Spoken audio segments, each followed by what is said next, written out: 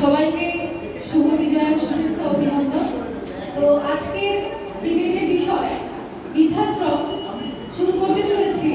তার আগে বলে রাখি, তিনজন করে আমরা দুটি গ্রুপে ভাগ করেছি। আমি অর্পিতা হাজরা সিংহ রায় রয়েছে বৃদ্ধাশ্রমের পক্ষে, আমার সঙ্গে রয়েছে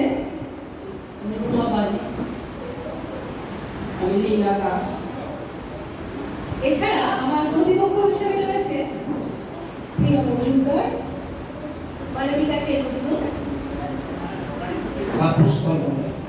আমি আমার প্রতিপক্ষ দলকে অবশ্যই শুভেচ্ছা অভিনন্দন জানাচ্ছি এবং শুরু করতে চলেছি। সময় বলার সঙ্গে সঙ্গে আমরা শুরু করব। জাজেস, তিনজন জাজেস রেডি?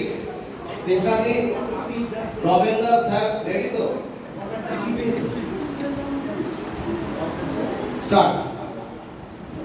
হেমন্তের শুভ স্পর্শে, শীতের আহ্বানে, আলোচ্য বিষয়ে বৃদ্ধাশ্রমের গুণগানে আমি জানাই সবাইকে ভালোবাসা ও শ্রদ্ধা। এই সময়ে বৃদ্ধাশ্রমের পক্ষে আমি জানাই, আমি প্রথম ছোটবেলায় চতুরাশ্রমের কথা জানি। সেই চতুরাশ্রম থেকে আশ্রমের একটা উদ্ভাবন হয়েছে। তারপরে জানি আমার নিজের জীবন, আমি নিজের ছোট থেকে যে বড় হয়েছি বিরাট একটা সুন্দর পরিবেশে, একান্নবর্তী পরিবারে। সময়ের পরিপ্রেক্ষিতে পারিবারিক দিন আস্তে আস্তে ছোট হয়ে আসছে। সেই ছোট হওয়ার পরিপ্রেক্ষিতে আমাদের দিনটা আস্তে আস্তে আমরা নিজেদের মতো তৈরি করা, যেহেতু আমরা শিক্ষাগত মান আমাদের আস্তে আস্তে বাড়ানোর চেষ্টা করি, আনন্দ পাই। তার জন্য আমরা নিজের জীবন দিয়ে আমরা পড়াশোনা করেছি, খেলাধুলা করেছি, আমরা সবাই মিলে, আমাদের পরিবারের সবাইকে নিয়ে। কিন্তু এখন আস্তে আস্তে সময়ের পরিবর্তনে আমরা আস্তে আস্তে নিজের পরিবারকে কখনো ছজন, চারজন, আমরা এখন নিউক্লিয়ার ফ্যামিলিতে পরিণত হয়েছি। আমার নিজের ছেলেকে দিয়ে, আমি নিজে, আমার একটি মাত্র ছেলে ছোট থেকে আমার কাছেই ছিল। তারপরে ওকে নরেন্দ্রপুর দিতে হয়েছিল ক্লাস 12-এর পর। ওকে বাড়ি থেকে দেওয়ার পর আমি খুবই কষ্ট পেয়েছিলাম, কিন্তু খুব প্রয়োজন ছিল যে ওর উন্নত জীবনটাকে পরিচালনা করার জন্য।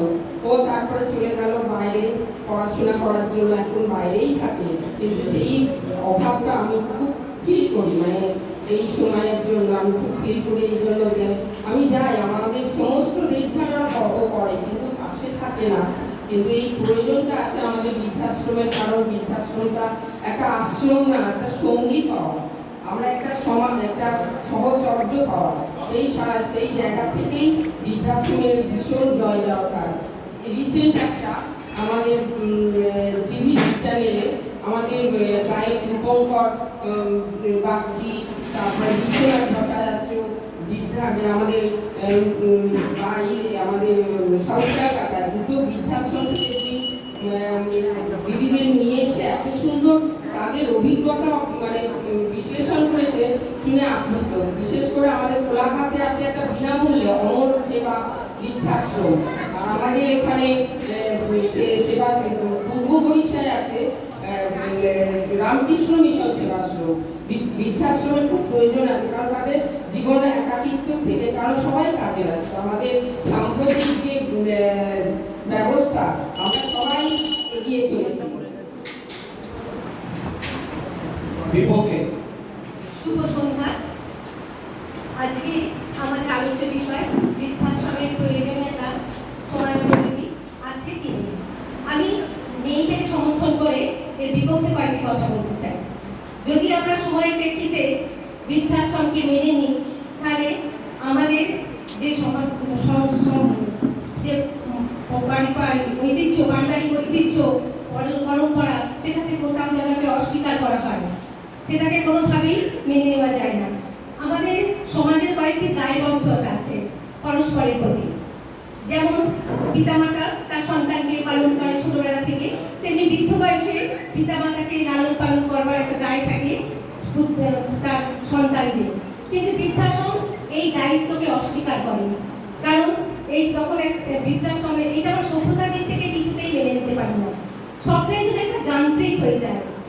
আমাদের যে মায়া, মমতা, সৌহার্দ্য, ভালোবাসা যুগ যুগান্তর ধরে আমরা এগুলো বয়ে চলে এসেছি, সেগুলোকে এক কথায় অস্বীকার করা হয়। বৃদ্ধ বয়সে মানুষ কি চায়? তার নাতি সন্তানের থেকেও নাতি নাতনির সঙ্গ। কিন্তু তেমনি উল্টো দিকে নাতি নাতনিরাও দাদু ঠাকুমা দিদার কাছ থেকে স্নেহ পায় এবং যে নীতি, যে আদর্শ, যে জীবনশৈলী তারা শেখে, তারা কিন্তু বৃদ্ধাশ্রমের ব্যবস্থায় সেটা হয় না। তাই তারা পরবর্তী প্রজন্ম আমাদের যান্ত্রিক হয়ে যায়, পরবর্তী প্রজন্মে মমতা শূন্য হয়ে যায়। একটা সমাজ কিন্তু দাঁড়িয়ে থাকে এই মমত্বের উপর। সেই মমত্বটা যদি সমাজ যদি ভেঙে যায়, তাহলে আমরা কোনোভাবেই সেটাকে আর বাসযোগ্য করে তুলতে পারবো না। দ্বিতীয়ত, আমরা যদি মনে করি যে সময়ের প্রেক্ষিতে বৃদ্ধাশ্রমের প্রয়োজন আছে, এটাকে আমি মেনে নিই, কারণ তাদের সন্তানরা দূর দূরান্তে থাকে, তাদের নিরাপত্তার জন্য বৃদ্ধাশ্রমের একটা প্রয়োজন ছিল। কিন্তু এটা আমাদের একটা সরল বিশ্বাস, এই বিশ্বাসের কোনো নির্ভরযোগ্যতা নেই। কারণ আমরা জানি যে তার যে পরিবেশ, তার সেটা মমতা শূন্য, ভালোবাসাহীন একটা পরিবেশ। পরিবারের যে সৌহার্দ্য, ভালোবাসা, প্রেম, সেখানে কিছুই থাকে না। যারা বৃদ্ধাশ্রমে যান তারা সেটাকে উপলব্ধি করতে পারবে। প্রত্যাশা এবং বাস্তব কখনই সেখানে মেলে না, এক হয় না। তাই পরিবারের মধ্যে থেকেই আমাদের এই সমস্যার সমাধান করতে হবে, পরিবারের বাইরে গিয়ে নয়। এটা আমাদের ভারতবর্ষ, বিদেশের নিয়ম কানুন আমাদের বুঝে দিলে চলবে না। আমাদের পারিবারিক ঐতিহ্য আছে, সমাজের কিছু নিয়ম কানুন আছে, সেইগুলোকে আমাদের প্রতিষ্ঠা করতে হবে, সেগুলোকে হারিয়ে যেতে দিলে চলবে না। আমরা যদি বৃদ্ধাশ্রমকে আমরা যদি মেনে নিই, তাহলে তার কতগুলো যে বিপরীত দিক আছে সেগুলো এতই ক্ষতিকারক, সেগুলোকে মেনে নিয়ে সমাজের যে বড় ক্ষতি হবে সেটাকে আমরা আটকাতে পারবো না। তাই আমরা মনে করি সমাজে থেকে সংসারে থেকে সেইটাকে, তাই সেই সমস্যার সমাধান আমাদের করতে হবে। বাড়িতে সিসিআর এর স্থান হয়, কিন্তু বৃদ্ধ পিতামাতার স্থান হয় না। আমরা মনে করি এটা আমাদের কাছে লজ্জা। এই লজ্জা আমার বৃদ্ধাশ্রম একটা অসুস্থ মানসিকতা প্রকাশ ভাবনা। 8 সেকেন্ড, 1 মিনিট, 8 সেকেন্ড বেশি বলছে জাজেস, 8 সেকেন্ড বেশি বলছে। স্টার্ট। প্রতিপক্ষ যে বললেন কথাগুলো আমি ঠিক সহমত পোষণ করছিলাম। আমার মনে হয় বৃদ্ধাশ্রম আমাদের সমাজের এখন একটা বিশেষ স্থান রাখে। আমাদের প্রবীণদের সান্ত্বনা এবং যত্ন প্রদান করে। একটা বৃদ্ধ বয়সে কি প্রয়োজন? একটা নির্দিষ্ট আশ্রয়, একটা ঠিক সময়ে ঠিক মতো খাবার এবং প্রয়োজনে চিকিৎসা সুযোগ এবং একাকিত্ব কাটিয়ে ওঠার মতন একটা পরিবেশ। সেই দিক থেকে বৃদ্ধাশ্রম কিন্তু নির্ভরযোগ্য একটা অপশন হতেই পারে। হ্যাঁ, কথাই বলে না, আপনের যে পথ ভালো, পরের যে বৃদ্ধাশ্রম। এটা এখন কঠিন সত্য। সেই সত্যকে মেনে নিয়ে অনেক বাবা মারাই এখন আশ্রয় নেয় বৃদ্ধাশ্রম। আমরা বাবা মারা কি চাই? আমরা চাই সবসময় সন্তানের মঙ্গল, তার শুভ চাই, সেই প্রার্থনাই করি ঈশ্বরের কাছে। আমরাই তো চেয়েছি তারা যাতে সমাজে সুপ্রতিষ্ঠিত হতে পারে, তারা বড় হতে পারে, 5 জনের 1 জন হতে পারে। আর এখনকার যুগে সেই তাদেরকেও সুপ্রতিষ্ঠিত হতে দিবারাত্রি পরিশ্রম করে চলতে হয়, তাই সুপ্রতিষ্ঠিত হতে পারে। আর তারা যে সেই জন্য তাদের বাবা মাকে সময় দিতে পারে না, তারপর তার ফ্যামিলি আসে, বাচ্চা আসে, তাদেরকেও বড় করে তোলার চিন্তা ভাবনা থাকে, তার সর্বতই তারা বাবা মাকে সময় দিতে পারে না। এমন নয় যে তারা বাবা মাকে ভালোবাসে না বা যত্ন করতে চায় না, কিন্তু একসময় তারাও যেন অসহায় হয়ে পড়ে, তারাও যেন অন্যের সাহায্যের প্রয়োজন হয়। আর বয়স বাড়লে মানুষের তো একটা শারীরিক কষ্ট, তার থেকে একটা মানসিক অবসাদ এসেই যায়।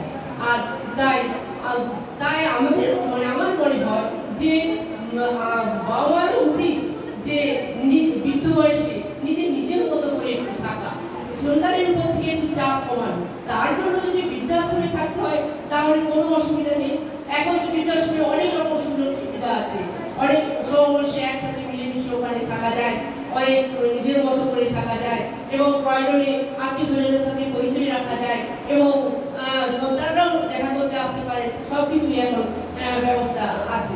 বিদেশে শুনেছি 18 বছর বয়সে বাবা মারা সন্তানের থেকে আলাদা হয়ে যায়, বাবা মারা সম্পূর্ণ আলাদাভাবে জীবনযাপন করে, সন্তানরা তার নিজের মতো করে জীবনযাপন করে। বাবা মার দুটো সন্তানদের কোনো দায়িত্ব নিতে পারে না। বাবা মারাও বৃদ্ধ বয়স পর্যন্ত করে না এবং ইয়ে করে না, তাদের সেখানেও বৃদ্ধাশ্রম চালু আছে। সেই রুটিন হিসেবে সব তো এখন গ্লোবাল, সব কিছু তো একইভাবে চলবে, সময় বদলাচ্ছে, চেঞ্জ হচ্ছে, সেই জন্য আমাদেরকেও মেনে নিতে হবে। বৃদ্ধাশ্রমই ভারতে ভালো থাকা বৃদ্ধ বয়সের জন্য উপযুক্ত স্থান, এটা বেস্ট অপশন হতেই পারে বৃদ্ধাশ্রম।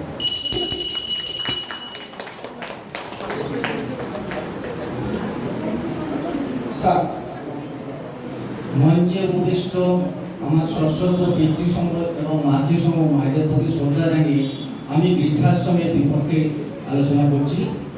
বৃদ্ধাশ্রমের মানে অর্থাৎ ইংরেজি ওল্ড এজ হোম, এই বৃদ্ধাশ্রম থাকা মানে আমার স্বাধীনতা ত্যাগ করা, মানে স্বাধীন যে তার ব্যবস্থা আছে, একটা ক্যান্ডিডেট বা একটা বৃদ্ধ তিনি তার স্বাধীনতা থেকে বঞ্চিত হলেন নিজেকে। আমরা ভুলে যাচ্ছি যে আমরা সবাই জানি একথা যে পিতায় শ্রদ্ধা মায়ের টান, সেই সন্তানই সাম্যবান। পিতা এবং সন্তানের যে টানটা থাকবে, সেই টানটা যদি না থাকে তাহলে কিন্তু সেই যে বৃদ্ধাশ্রমে চলে গেলে তার যে অনুভূতি, সেই অনুভূতিটা পাওয়া যাবে না। আমরা এও জানি মাতা ধরিত্রীর ন্যায় এবং পিতা স্বর্গ, পিতা স্বর্গ, পিতা ধর্ম, পিতা হি পরমন্ত ও পিতরি পিতামা পণ্যের সর্বতা, এটা কিন্তু সবাই জানে। আমরা এটাও জানি, সবাই ভুলে যাচ্ছে। আমার বিপক্ষে যারা আছেন, যারা পক্ষে বলছেন বৃদ্ধাশ্রমের, আমি ওনাদেরকেও একটু স্মরণ করে দিতে চাই। আমরা ছোটবেলায় বিদ্যাসাগরের গল্প পড়েছি, বিদ্যাসাগরের মাতৃভক্তির কথা আমরা হয়তো স্মরণ করে দিচ্ছি। বিদ্যাসাগর চাকরি করতেন কলকাতাতে, তখন সে ইংরেজ আমলে, তখন ওনাকে ওনার মা ফোন করেছেন যে তার ভাইয়ের বিয়ে। তখন সে মায়ের যে তার যে অবজ্ঞা, মায়ের যে তার যে আদেশ, সেই আদেশে পালন করার জন্য তিনি কি করলেন, তিনি তার চাকরি ছেড়ে দিয়েছিলেন। চাকরি ছেড়ে দেওয়াতে তখন তিনি সাহেব বলছেন যে তোমার এত আমি তুমি তাহলে যাও। তখন সে যখন গেছে দামোদর নদীতে, তখন মাঝি ছিল না। সেই মাঝি না থাকাতে সে কিন্তু দামোদর নদী পেরিয়ে তার মার কাছে গেছে। এটা আমরা কিন্তু পড়াশোনা করেছি, আমরা ভুলে যাইনি সে কথাটা। তাহলে মায়ের এবং পিতার প্রতি যদি শ্রদ্ধা না থাকে, টান না থাকে, মা যে স্পর্শ করে আমাদেরকে, আমাদের যে কি অনুভূতি হয়, সেটা কিন্তু না থাকলে বোঝা যাবে না। মাকে আমরা, এছাড়াও ওয়ার্ল্ড হেলথ অর্গানাইজেশন তারা কিছু জিনিস বের করেছে, আপনারা পড়াশোনা করে দেখবেন যে তারা যে বৃদ্ধাশ্রমে থাকলে যে সমস্ত জিনিসগুলো সমস্যার সম্মুখীন হয়, যেমন অবস্ট্রাকটিভ পালমোনারি ডিজিজ যদি কোনো মা বাবার থাকে, সেইখানে কিন্তু বৃদ্ধাশ্রমে সেই সমস্ত জিনিসগুলো সম্ভব না। ক্যাটারাক্ট, অস্টিওআর্থ্রাইটিস, এগুলো কিন্তু চিকিৎসা করা সম্ভব না। আমি এই বলে সবাইকে আমার আন্তরিক ধন্যবাদ জানিয়ে আমি বৃদ্ধাশ্রমের বা আমার বিপক্ষে আমি রইলাম। ধন্যবাদ, শুরু করো। প্রথমে আমার বিপক্ষ দল তাপসদার কথার উত্তর দিই যে ইমোশনে আমরা কিছুক্ষণ বাঁচতে পারি, ইমোশন দিয়ে জীবন চলে না। বিদ্যাসাগর মহাশয়ের যদি উদাহরণ বর্তমান দিনে টানা হয়, তাহলে খুব বলতে আমি বাধ্য হচ্ছি যে না খেতে পেয়ে বলে যেতে হবে আমাদের। একটা চাকরি ছাড়লে আরেকটা চাকরি পেতে গিয়ে সারা জীবন চলে যাচ্ছে। তাই ইমোশনের জায়গাটা আলাদা জায়গায়, বাস্তব পরিস্থিতি আলাদা। এটা 1 নম্বর পয়েন্ট। দ্বিতীয়ত আমি মালবিকাদির প্রশ্নের উত্তর দিচ্ছি। মালবিকাদি যেটা বললেন যে আমাদের কৃষ্টি সংস্কৃতি বাঁচিয়ে রাখার যে একটা প্রবণতা, তাহলে সবার প্রথমে বলে রাখি যে আমাদের ভারতবর্ষে 1911 সালে প্রথম বৃদ্ধাশ্রম চালু হয়েছে, যেটা প্রায় 100 বছরেরও বেশি হয়ে গেল। তাই এটা কোনো নতুন কনসেপ্ট আমাদের জন্য নয় এবং আমরা বিদেশ থেকে অনুকরণও করছি না। প্রথম কেরলে একটি বৃদ্ধাশ্রম চালু হয়েছিল, একজন রাজা চালু করেছিলেন। তখন যদিও বা ইতিহাসটা একটু অন্যরকম ছিল, আমি সেই বিষয়তে এখন যাচ্ছি না। এবং তারও পূর্ববর্তীকালে যদি বলা যায়, তাহলে আমাদের ভারতবর্ষে চতুরাশ্রম প্রথা চালু ছিল।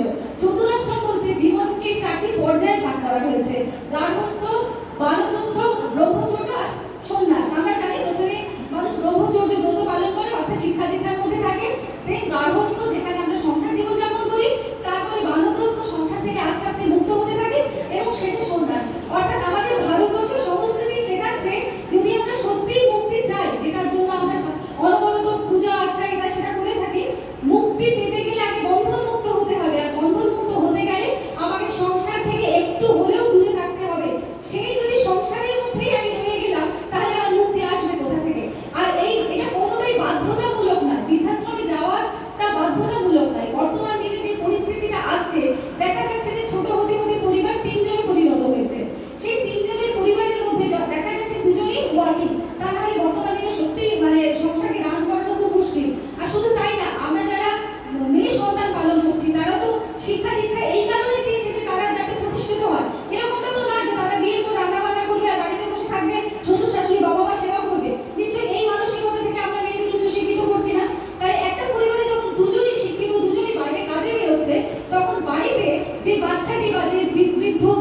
থাকছে, তারা যে মানসিক অবস্থাতে থাকছে, তাদেরকে টেকওয়ার করার মতো কি সত্যিই লোকজন আছে? এটা কিন্তু ইমোশন দিয়ে ভাবলে চলবে না, একটু বাস্তবিক অভিজ্ঞতা দেখতে হবে। আমি বহুজনকে দেখেছি যে জানালার ধার দিয়ে বাইরে তাকিয়ে বসে থাকে, কথা বলার একটা লোক নেই। এবং আরেকটা দিক দেখতে হবে, ছেলে বা মেয়ে বৌমা যাই বলুন না কেন, তারা যখন অফিস থেকে ফিরছে তাদের পক্ষে সম্ভব নয় পরের দিনের প্রিপারেশন না নিয়ে তাদেরকে তারা এন্টারটেইন করবে বা মনোরঞ্জন করবে, এটা সম্ভব না। তারা চাইলেও করতে পারে না। হতেই পারে যে বয়স্ক মা বাবার ইচ্ছা হতে পারে তার সঙ্গে বসে সিনেমা দেখুন, কিন্তু ছেলে বা মেয়ের সেই সময়টুকু নেই, তারা চায় না এমন তারা, কিন্তু তারা পারে না। তাই বর্তমান পরিস্থিতির কথা মাথায় রেখে বৃদ্ধাশ্রম একটা অবশ্যই সঠিক অপশন, কিন্তু বাধ্যতামূলক নয়। আর আরেকটা কথা না দিয়ে আপনি এই প্রসঙ্গে বলে রাখি, বর্তমান দিনে প্লেসে বাচ্চা রাখার একটা ব্যবস্থা রয়েছে। তাই বৃদ্ধাশ্রমে যদি ওটাকে মার্চ করা যায়, তাহলে বাচ্চা এবং বয়স্করা একসঙ্গে থাকলে খুব ভালো থাকবে। নমস্কার। 6 সেকেন্ড বেশি বলেছে, 6 সেকেন্ড। স্টার্ট।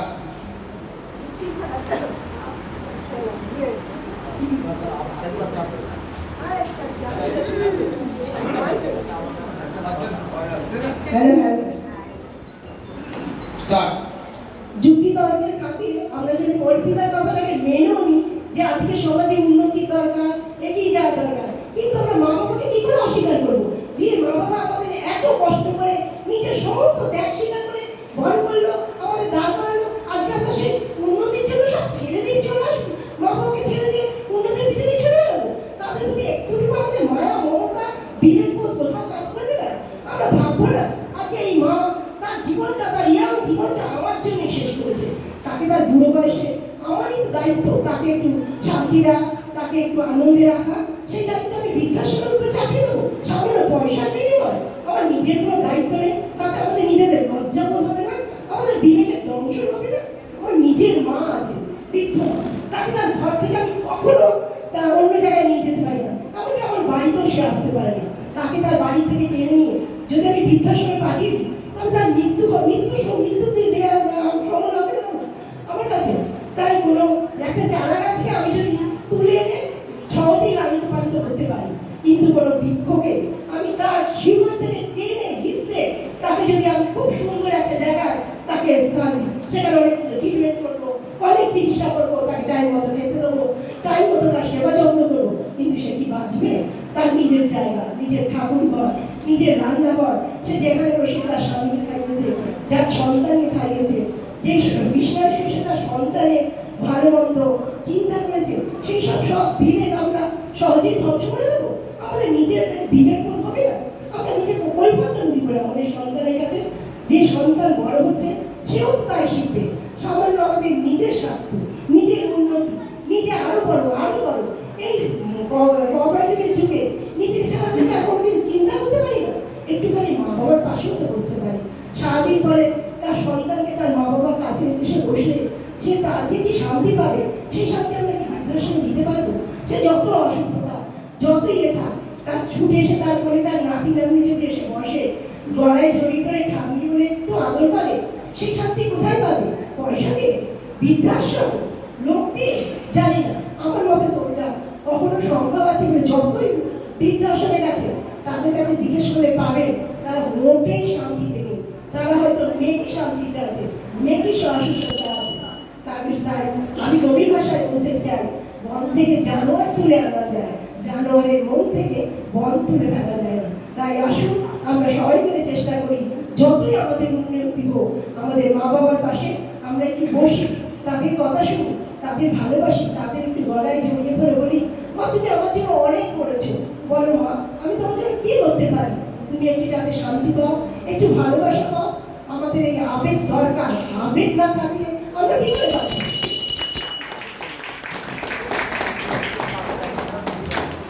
ফ্যান্টাস্টিক, একেবারে মন ছুঁয়ে গেছে। জোরে 6 জনের জন্য জোরে হাত তালি হয়ে যায়।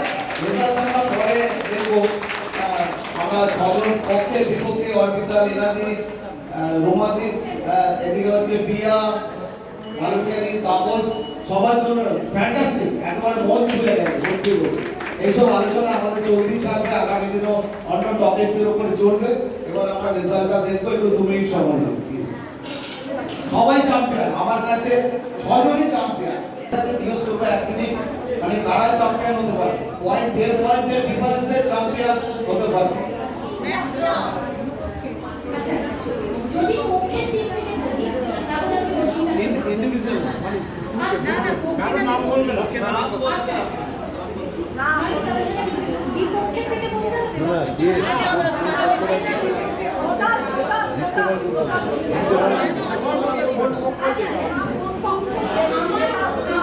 মানে মতামত অনুসারে যেটা আমাদের বিপক্ষেটাই যেতে হচ্ছে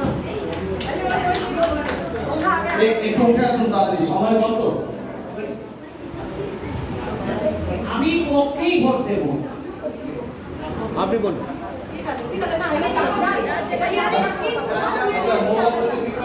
রেজাল্টটা বলে দিচ্ছি। পক্ষে ছিল লীনাদি, রুমাবাড়ি, অর্পিতা হাজরা। পক্ষে টোটাল স্কোর হচ্ছে 70, 70 নম্বর পেয়েছে। পক্ষে উইনার 70 নম্বর পেয়েছে। আর বিপক্ষে 68.5, আটটাটি লড়াই 68.5। বিপক্ষে 68.5, বিপক্ষে ছিল প্রিয়া মজুমদার, মানবিকা সেনগুপ্ত, তাপস মামলা। ছজনের জন্য আমার পক্ষ থেকে কালকে আমি মাঠে প্রাইজ দেবো। সবার জন্য 100 টাকা করে একটা করে ক্যাডবেরি ছজনের জন্য। আমি ইন্ডিভিজুয়ালি প্রাইজ দেবো।